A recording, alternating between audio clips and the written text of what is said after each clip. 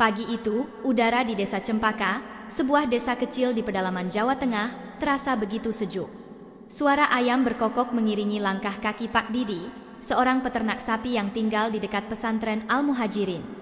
Matahari mulai menyinari ladang-ladang di sekeliling desa, memancarkan sinar keemasan yang menyejukkan. Namun, ada sesuatu yang tidak biasa pada pagi itu. Pak Didi tiba di kandang sapinya dan melihat seekor sapi betina yang baru saja melahirkan. Ia menunduk untuk memastikan keadaan sapi tersebut, lalu memeriksa anak sapi yang terbaring di dekat induknya. Namun, begitu ia melihat lebih dekat, wajahnya berubah pucat dan darahnya serasa berhenti mengalir. Anak sapi itu bukan sapi biasa. Makhluk yang terbaring di tanah itu memang memiliki tubuh seperti sapi, kaki kuat dan tubuh besar, namun wajahnya wajah itu manusia. Wajah seorang manusia yang tampak seperti sedang tertidur, namun dengan kulit yang sedikit keriput dan rambut yang tidak tumbuh. Pak Didi mundur beberapa langkah, merasakan keringat dingin mulai menetes dari dahinya. Ia terdiam, tidak tahu apa yang harus dilakukan. Tiba-tiba, suara langkah kaki santri terdengar mendekat. Seorang pemuda bernama Ahmad, yang sedang berjalan menuju dapur, melihat ke arah kandang dan menjerit. "Pak Didi, apa itu?" teriaknya, matanya lebar dan tak percaya. Ahmad berlari menuju tempat Pak Didi berdiri dan segera disusul oleh beberapa santri lainnya. Mereka berhenti, terpaku pada pemandangan yang mengerikan di depan mereka. Tidak ada yang bisa berkata-kata, hanya saling berpandangan dengan mata yang penuh kecemasan. Pak Didi berlari menuju pesantren, mencari Kiai Abdul, kepala pesantren yang selalu tenang dan bijaksana. Dalam kecemasannya, Pak Didi sempat terjatuh beberapa kali karena kakinya gemetar. Ia harus segera memberitahukan Kiai Abdul tentang kejadian ini. Di dalam ruang utama pesantren, Kiai Abdul sedang memimpin doa pagi bersama beberapa santri. Begitu melihat Pak Didi yang datang tergopoh-gopoh dengan wajah pucat, Kiai Abdul segera menyuruhnya duduk. "Ada apa, Pak Didi? Kenapa tampak cemas sekali?" tanyanya lembut, meski ada kekhawatiran yang mulai tampak di matanya. Pak Didi tidak langsung menjawab. Ia menarik napas panjang dan menceritakan kejadian yang baru saja ia saksikan di kandang. Kiai Abdul mendengarkan dengan seksama, ekspresinya semakin serius. Setelah beberapa saat hening, Kiai Abdul berkata, "Kita harus memeriksa ini lebih lanjut. Jangan beritahu siapapun dulu, terutama warga desa. Segala sesuatu harus diselidiki dengan hati-hati." Pak Didi mengangguk. "Tapi, Kiai, apa yang harus kita lakukan?" "Anak sapi itu wajahnya manusia." Suara Pak Didi bergetar. Kiai Abdul berpikir sejenak, kemudian berkata dengan tenang, "Kita akan menyelidiki ini dengan hati-hati. Jangan sampai ketakutan merasuki kita. Kejadian seperti ini bukan sesuatu yang bisa kita abaikan begitu saja, namun juga tidak boleh panik. Segera bawa saya ke kandang. Kita perlu mencari tahu lebih dalam." Beberapa saat kemudian, mereka berdua kembali ke kandang. Seiring langkah mereka, semakin banyak santri yang berkumpul, meski mereka berusaha menyembunyikan rasa takut mereka. Begitu sampai di kandang, Kiai Abdul menatap makhluk aneh itu dengan tatapan serius, kemudian berkata dengan suara rendah, "Ini bukanlah hal biasa. Ada sesuatu yang lebih besar yang terlibat di sini." Pak Didi dan para santri yang hadir hanya bisa terdiam. Kiai Abdul berdiri beberapa saat, berpikir, lalu berkata, "Jangan beritahu siapapun di luar pesantren. Semua ini harus kita selidiki lebih dalam." Namun, meskipun Kiai Abdul berusaha untuk menjaga ketenangan, perasaan takut mulai menyebar di kalangan para santri. Berita tentang kejadian aneh ini cepat menyebar ke seluruh pesantren dan desa. Malam itu, ketika langit gelap mulai menyelimuti Desa Cempaka, rasa takut yang melanda hati warga terasa semakin pekat. Tidak ada yang bisa tidur nyenyak dan bisik-bisik mulai terdengar, membicarakan kemungkinan-kemungkinan buruk yang datang bersamaan dengan kelahiran makhluk itu. Keheningan Desa Cempaka mulai pecah seiring dengan beredarnya cerita aneh tentang sapi yang melahirkan anak dengan wajah manusia. Setiap sudut desa kini dipenuhi bisikan. Para ibu yang sedang mencuci pakaian di sungai saling bertukar cerita, dan para pedagang yang biasa berdiri di pasar membicarakan kejadian itu sambil melayani pembeli. Tidak ada yang bisa menutupi perasaan takut yang perlahan merayapi setiap penghuni desa. Sebagian besar warga menghubungkan kejadian ini dengan mitos yang sudah lama beredar di desa Cempaka. Ini tanda-tanda akhir zaman, kata seorang ibu tua yang sering duduk di pinggir jalan, memandang anak sapi dengan wajah manusia sebagai pertanda dari Tuhan. Beberapa bahkan mengaitkan kelahiran makhluk itu dengan ramalan-ramalan yang sudah lama terlupakan, yang mengatakan bahwa akan ada bencana besar yang dimulai dengan kejadian yang tak terjelaskan. Namun, Kyai Abdul, kepala pesantren Al-Muhajirin, mencoba untuk tetap tenang meski hatinya dipenuhi tanda tanya. Ia telah lama mendengar berbagai cerita tentang hal-hal gaib dan ramalan yang seringkali menghantui desa ini. Mitos-mitos semacam itu memang kerap beredar di kalangan masyarakat pedesaan, tetapi Kyai Abdul tahu bahwa tidak semua kejadian yang dianggap sebagai tanda akhir zaman benar-benar demikian. Ini adalah sesuatu yang lebih serius, lebih dalam, dan harus diselidiki dengan hati-hati. Pada suatu malam, setelah salat Isya, Kyai Abdul memanggil beberapa santri terbaiknya ke ruang utama pesantren. Di sana, ia mulai menceritakan bahwa dirinya telah mendalami lebih jauh tentang sapi yang melahirkan makhluk aneh itu. Anak sapi itu, katanya dengan nada berat, mungkin bukan sekadar kelahiran biasa. Ada sesuatu yang lebih besar yang terjadi. Ia lalu meminta salah satu santri, Muhammad, untuk melakukan pencarian lebih lanjut mengenai sapi tersebut. Coba kamu tanyakan kepada orang yang tahu tentang asal-usul sapi ini, perintah Kyai Abdul dengan tegas. Muhammad mengangguk dan segera bergegas pergi ke rumah Pak Didi, peternak yang memiliki sapi itu. Di sana, ia berbicara dengan istri Pak Didi, yang dengan ragu mulai menceritakan kisah tentang sapi yang mereka pelihara. Sapi itu dulu milik seorang wanita tua yang dikenal sebagai dukun di desa ini, kata istri Pak Didi, matanya teralih ke arah pintu, seperti takut jika ada yang mendengar. Wanita itu telah meninggal beberapa tahun lalu. Namanya Bu Tuminah. Sapi ini diberikan kepadanya oleh seseorang yang datang dari luar desa. Orang itu bilang, sapi ini memiliki peran penting. Kata-kata itu menggema di benak Muhammad. Apa maksudnya? Peran penting? Tanya Muhammad dengan hati-hati, merasa bahwa ada sesuatu yang lebih besar yang belum ia ketahui. Istri Pak Didi menggelengkan kepalanya, wajahnya pucat. Saya tidak tahu pasti. Tapi orang-orang bilang Bu Tuminah memiliki kekuatan yang tidak biasa. Dia sering berkutat dengan hal-hal yang tidak bisa dijelaskan oleh akal sehat. Banyak yang datang kepadanya, meminta bantuan untuk masalah-masalah yang berhubungan dengan roh atau kekuatan gaib. Setelah mendengar penuturan itu, Muhammad segera kembali ke pesantren dan melaporkan semuanya kepada Kyai Abdul. Mendengar penuturan tersebut, Kyai Abdul merasa semakin yakin bahwa ada kekuatan lain yang terlibat dalam kejadian ini. Anak sapi yang memiliki wajah manusia bukanlah suatu kebetulan, melainkan bagian dari sesuatu yang jauh lebih gelap. Kyai Abdul memutuskan untuk menggali lebih dalam tentang Bu Tuminah, dukun desa yang dulu pernah dikenal karena kemampuannya. Pagi-pagi sekali, ia meninggalkan pesantren dan menuju rumah lama Bu Tuminah, yang kini tampak terbengkalai dan terlupakan. Rumah itu terletak di ujung desa, dikelilingi oleh tanaman rambat yang merayap di dindingnya, memberi kesan menyeramkan. Di sana, Kyai Abdul bertemu dengan beberapa warga yang dulu mengenal Bu Tuminah. Salah seorang dari mereka, seorang pria tua bernama Mbah Suroto, masih ingat dengan jelas tentang dukun tersebut. Bu Tuminah memang bukan orang biasa, ujar Mbah Suroto dengan suara parau.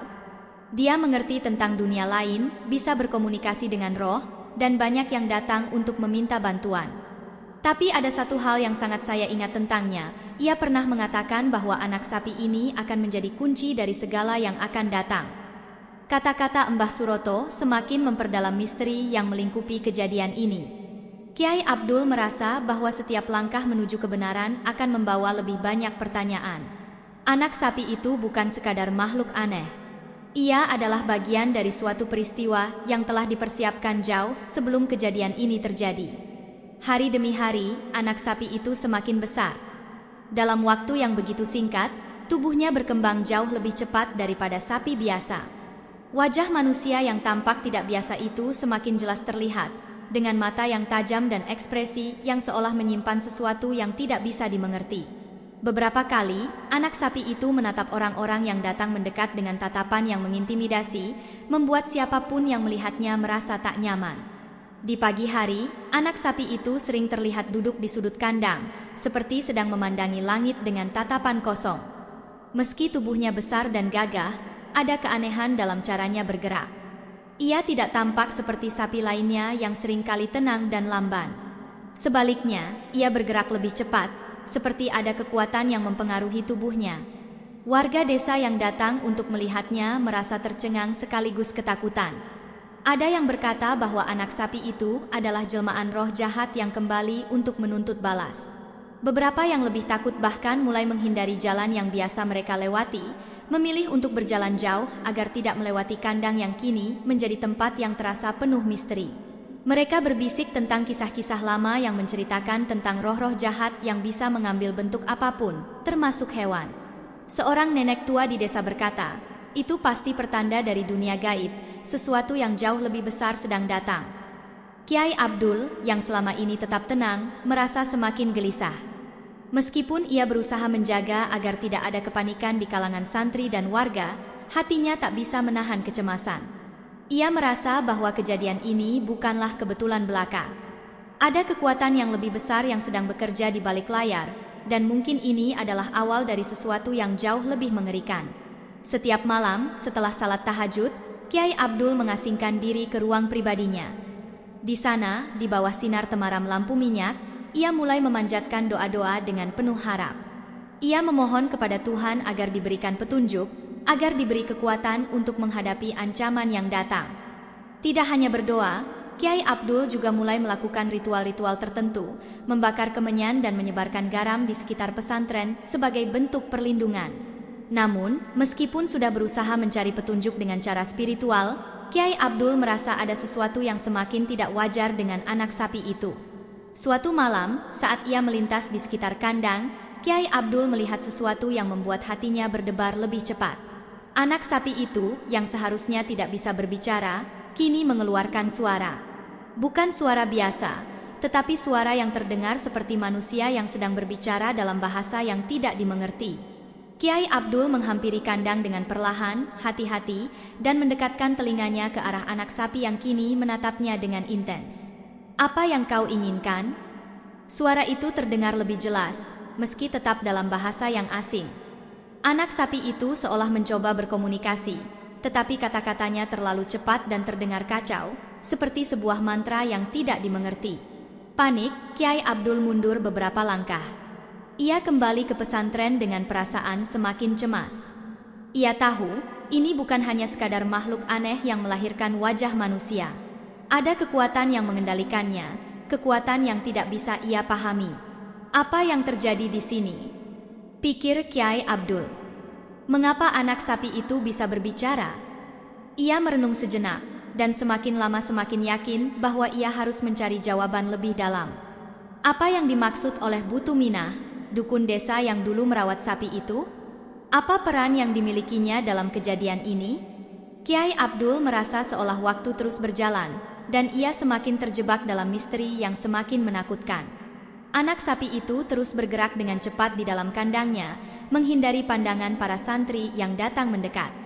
Seolah tahu bahwa mereka takut, ia justru mempercepat gerakannya, berlari ke sana kemari dalam kandang, menambah ketegangan yang semakin melanda para santri yang melihatnya. Kehidupan di pesantren Al-Muhajirin yang biasanya damai kini dipenuhi kecemasan yang tak terbendung. Para santri merasa semakin tercekik oleh rasa takut, dan anak sapi yang dilahirkan dengan wajah manusia menjadi pusat dari kegelisahan mereka. Seiring waktu, makhluk itu semakin menunjukkan sifat-sifat yang tidak biasa. Ketika pertama kali muncul, anak sapi itu hanya tampak seperti hewan biasa dengan sedikit perbedaan, tetapi kini, kekuatan aneh yang dimilikinya mulai memancar. Para santri yang dulu berkumpul untuk belajar kini lebih banyak menghindari tempat-tempat gelap di sekitar pesantren. Mereka merasa bahwa kehadiran anak sapi itu membawa kutukan yang tak terhindarkan.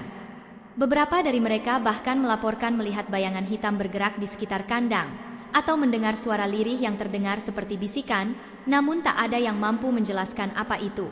Suatu malam, ketika langit di desa Cempaka gelap gulita, beberapa santri yang masih terjaga di ruang belajar mendengar suara aneh dari luar. Awalnya, mereka hanya mengira itu adalah suara angin atau hewan liar, tetapi semakin lama suara itu terdengar semakin jelas. Ada suara langkah kaki berat yang menghentak tanah, disertai dengan suara gemericik seperti angin yang tidak biasa. Mereka memutuskan untuk memeriksa keadaan di luar, namun ketakutan menghantui mereka. Di luar, mereka melihat anak sapi itu berjalan mengelilingi pesantren, mata merahnya menyala terang dalam kegelapan.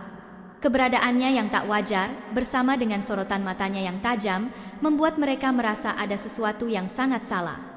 Tidak ada suara yang keluar dari mulut anak sapi itu, tetapi gerakannya terasa begitu cepat dan lincah, seolah ia memiliki tujuan yang lebih besar dari sekadar berkeliling. Ketika mereka berlari kembali menuju ruang utama, mereka merasa diliputi perasaan mencekam yang sulit dijelaskan. Tidak hanya ketakutan terhadap anak sapi itu, tetapi ada rasa gelisah yang semakin mengganggu. Seolah-olah dunia yang mereka kenal mulai berubah di hadapan mata mereka. Kiai Abdul, yang sejak awal sudah merasakan ada yang tidak beres, tidak tinggal diam. Ia merasakan sebuah kekuatan gelap yang perlahan mulai menguasai pesantren. Anak sapi itu bukan hanya makhluk aneh, ia adalah simbol dari sesuatu yang lebih besar, sebuah ancaman yang datang dengan tujuan yang tidak diketahui. Kiai Abdul tahu bahwa ia harus segera bertindak untuk melindungi para santri dan pesantren dari malapetaka yang mengintai.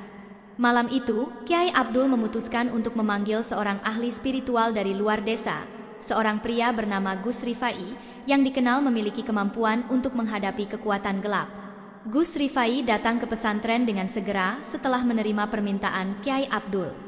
Ia adalah seorang pria berusia sekitar 50 tahun, dengan wajah serius dan mata yang tajam. Tidak banyak bicara, ia langsung meminta untuk melihat anak sapi itu. Setelah menyaksikan secara langsung keanehan yang ada pada anak sapi itu, Gus Rifai berkata dengan suara yang berat, "Ini bukan anak sapi biasa. Ini adalah manifestasi dari kekuatan gelap yang telah menyusup ke pesantren ini. Ada sesuatu yang lebih besar di balik kelahiran makhluk ini." Kiai Abdul terkejut. "Kekuatan gelap?" tanyanya, mencoba memahami penjelasan Gus Rifai. "Ya, Kiai," jawab Gus Rifai, "kekuatan gelap ini mencoba mengambil alih tempat yang penuh dengan energi spiritual seperti pesantren ini. Anak sapi itu hanyalah perantara, dan ia semakin kuat seiring dengan waktu." Gus Rifai kemudian menjelaskan bahwa makhluk itu tidak hanya berfungsi sebagai perantara, tetapi juga sebagai kunci untuk membuka pintu yang menghubungkan dunia manusia dengan dunia gaib. Dan untuk menghentikannya, mereka harus mengusir kekuatan itu dengan melakukan ritual yang sangat kuat. Malam itu juga, setelah mempersiapkan segala sesuatu yang diperlukan, Gus Rifai memimpin sebuah ritual besar di sekitar pesantren. Para santri yang takut dan gelisah berdiri berjaga di sekitar area ritual, menyaksikan dengan mata terbuka lebar, namun tidak berani bergerak. Mereka tahu, apa yang sedang terjadi malam ini bisa menentukan nasib mereka semua. Ketika ritual dimulai, suara-suara aneh terdengar di sekitar pesantren. Suara berdesir seperti bisikan dari dunia lain, seolah makhluk yang tidak tampak sedang memonitor setiap langkah mereka. Gus Rifai terus memimpin dengan suara lantang, memohon agar kekuatan gelap itu pergi dari pesantren. Namun, anak sapi itu, yang sebelumnya diam, kini bergerak dengan kecepatan luar biasa, berputar-putar di sekitar pesantren, mengeluarkan suara aneh yang membuat darah para santri merinding. Gus Rifai tampak semakin fokus, sementara Kiai Abdul berdiri di sampingnya, berdoa dengan penuh harap. Mereka tahu, keberhasilan ritual ini akan menentukan masa depan pesantren Al-Muhajirin. Keheningan pesantren Al-Muhajirin kini berubah menjadi kegelisahan yang tak terhindarkan. Seiring dengan berjalannya waktu, kejadian-kejadian aneh semakin mengguncang kehidupan sehari-hari. Beberapa santri mengaku merasakan tubuh mereka yang tiba-tiba lemah, seperti tenaga mereka disedot oleh sesuatu yang tak kasat mata. Saat mereka berusaha berdoa atau belajar, mereka merasa semakin terpuruk, seolah ada sesuatu yang mengendalikan mereka dari dalam. Di sisi lain, para santri yang tinggal di sekitar kandang anak sapi itu seringkali dikelilingi bayangan gelap. Ada yang melaporkan melihat sosok hitam besar yang melintas di sekitar mereka saat tengah malam. Bayangan itu bergerak cepat dan menghilang sebelum mereka sempat mengerti apa yang baru saja mereka lihat. Beberapa santri mulai merasakan ketakutan yang mencekam setiap kali mereka berada dekat kandang. Suara gemericik dan bisikan halus yang tidak bisa dijelaskan datang dari arah sana. Kiai Abdul tahu bahwa ini bukan lagi hal yang bisa diabaikan. Kekuatan gelap yang menguasai anak sapi itu tidak hanya berusaha merasuki tempat ini, tetapi mulai mengancam keselamatan jiwa para santri dan warga pesantren. Setiap hari, semakin banyak yang merasa terpengaruh oleh kekuatan tersebut, seolah energi positif yang ada di pesantren ini mulai lenyap digantikan oleh sesuatu yang lebih gelap. Di tengah kekacauan ini, Kiai Abdul dan beberapa santri pilihan mulai merencanakan sebuah ritual besar untuk melawan kekuatan gelap itu. Mereka tahu, satu-satunya cara untuk menghentikan semuanya adalah dengan mengusir roh jahat yang mengendalikan anak sapi tersebut. Kiai Abdul memilih untuk memimpin ritual itu sendiri, ditemani oleh dua santri yang telah lama mengabdi di pesantren, yaitu Hasan dan Jamil. Ketiganya sudah mempersiapkan diri dengan penuh doa dan keyakinan. Malam itu, suasana di sekitar pesantren terasa sangat tegang. Angin bertiup kencang, seperti membawa bisikan-bisikan yang semakin terdengar jelas. Para santri yang lainnya sudah diberitahu untuk tidak keluar dari ruang mereka, dan yang terpilih untuk ikut dalam ritual berkumpul di halaman utama pesantren. Lampu-lampu minyak yang terpasang di sepanjang jalan bergetar, seolah merasakan ketegangan yang ada di udara. Semua santri yang hadir tampak khawatir, namun mereka tahu ini adalah satu-satunya cara untuk menghentikan ancaman yang datang. Kiai Abdul memulai ritual dengan membaca doa-doa yang sudah dipersiapkan sejak lama. Kata-kata yang keluar dari mulutnya penuh dengan kekuatan, seolah dia sedang berkomunikasi dengan kekuatan yang lebih tinggi. Hasan dan Jamil berdiri di sampingnya, mengikuti setiap langkah dengan penuh keyakinan. Setiap bacaan doa yang mereka ucapkan seakan bergema di sekitar pesantren, menciptakan suasana yang semakin mencekam. Di sisi lain, anak sapi dengan wajah manusia itu terdiam di kandang, namun tubuhnya bergerak-gerak, seolah merasakan adanya perubahan yang terjadi. Tiba-tiba, dengan kecepatan luar biasa, anak sapi itu berlari keluar dari kandangnya dan menuju ke arah para santri yang sedang mengadakan ritual. Sorot mata merahnya terlihat semakin tajam, dan suara gemuruh yang datang dari tubuhnya semakin keras, seolah makhluk itu ingin menghancurkan semua yang ada di depannya. Kiai Abdul tidak berhenti berdoa. "Tuhan, lindungilah kami semua dari ancaman yang datang ini," ucapnya dengan suara yang tegas. Hasan dan Jamil mengikuti doa-doa yang dipimpin oleh Kiai Abdul, meskipun tubuh mereka terasa semakin berat dan lelah. Mereka tahu, kekuatan gelap itu mencoba menghancurkan mereka dari dalam. Saat anak sapi itu semakin mendekat, Kiai Abdul memutuskan untuk melakukan langkah terakhir dalam ritual tersebut. Dengan tangan terangkat tinggi, ia memanggil kekuatan Tuhan untuk mengusir makhluk itu. Tiba-tiba, angin kencang berputar di sekitar mereka, dan tanah di sekitar pesantren mulai bergetar. Anak sapi itu melompat ke udara, tubuhnya berputar-putar, seolah terperangkap dalam kekuatan yang tak terlihat. Namun, kekuatan makhluk itu juga tidak mau menyerah begitu saja. Tubuhnya semakin membesar, dan suara yang keluar dari mulutnya semakin menyeramkan. Tidak hanya itu, hewan-hewan sekitar pesantren mulai berperilaku aneh, seperti terkena pengaruh dari makhluk tersebut.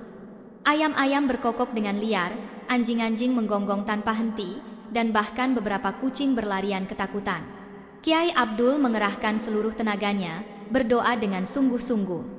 "Ya Allah, jauhkanlah kami dari kejahatan ini, keluarkan kekuatan MU untuk menyelamatkan kami," serunya dengan penuh keyakinan. Dengan kata-kata terakhir yang keluar dari mulut Kiai Abdul, sebuah ledakan suara besar terdengar, diikuti dengan getaran yang membuat tanah seolah terbelah. Anak sapi itu tiba-tiba terhenti, tubuhnya gemetar, dan sorot mata merahnya mulai redup. Makhluk itu terjatuh ke tanah dengan keras, tubuhnya terkulai tak bergerak. Ritual besar yang dipimpin oleh Kiai Abdul akhirnya menunjukkan tanda-tanda keberhasilan. Anak sapi yang telah lama menjadi sumber ketakutan mulai terkulai lemah, tubuhnya gemetar seperti sedang tercekik oleh kekuatan yang lebih besar. Udara di sekitar pesantren terasa tebal, seperti ada sesuatu yang mulai menahan napas, menunggu momen untuk terungkap. Namun, tiba-tiba, anak sapi itu mengangkat kepalanya dengan kecepatan yang mengejutkan. Mata merah yang semula redup kini kembali menyala terang, memancarkan kilatan yang penuh kemarahan. Tidak hanya itu, mulutnya mulai terbuka, dan suara aneh yang terdengar seperti teriakan manusia keluar dari dalam tenggorokannya. Anak sapi itu mulai bergerak lagi, namun kali ini gerakannya lebih cepat dan lebih agresif. Kiai Abdul, yang masih berdiri di tengah-tengah lingkaran santri yang sedang melaksanakan ritual, merasa ada yang tidak beres. Ia merasakan angin dingin yang berputar di sekelilingnya, seolah kekuatan yang tak terlihat sedang menekan dirinya dengan kuat. Dalam sekejap, anak sapi itu berdiri tegak, menatap Kiai Abdul dengan tatapan yang penuh kebencian. Tiba-tiba, anak sapi itu mengeluarkan suara yang mengejutkan, suara yang bukan berasal dari makhluk seperti dia. "Kau tidak tahu apa yang telah terjadi padaku, Kiai," katanya dengan suara yang berat namun sangat manusiawi. "Aku adalah seseorang yang dulu hidup di tempat ini. Dulu, aku adalah salah satu murid pesantren ini. Namun, aku teraniaya." Kiai Abdul tertegun. Ia tidak pernah mendengar cerita tentang seorang murid yang tewas dengan cara yang mencurigakan di pesantren ini. Anak sapi itu melanjutkan, suaranya kini penuh amarah. "Aku dibunuh oleh orang-orang yang tidak menginginkan kebenaran. Dan sekarang, aku kembali untuk membalas dendam." Mendengar kata-kata itu, seluruh santri yang hadir merasa tercekik oleh ketakutan. Mereka tidak pernah membayangkan bahwa makhluk yang mereka hadapi adalah reinkarnasi dari seseorang yang dulunya pernah belajar di pesantren mereka. Namun, sebelum Kiai Abdul bisa berkata-kata, anak sapi itu melangkah maju, matanya menatap tajam ke arah Kiai Abdul dengan kebencian yang mendalam. "Siapa yang telah membunuhmu?" tanya Kiai Abdul. Suaranya bergetar karena kecemasan yang mulai meresap. Namun, anak sapi itu hanya tertawa dengan suara yang menggema, menciptakan getaran di udara. "Kau sudah tahu jawabannya," anak sapi itu berbisik dengan suara yang mengerikan. "Kau yang menyaksikan semuanya, Kiai." Tiba-tiba, tubuh anak sapi itu berubah lagi, semakin besar dan lebih kuat. Dengan gerakan yang cepat, makhluk itu melompat ke arah Kiai Abdul, yang terpaksa mundur untuk menghindari serangan mendadak itu. Santri-santri yang melihat kejadian tersebut mulai panik dan berlarian, tetapi beberapa dari mereka tak bisa bergerak karena ketakutan yang luar biasa.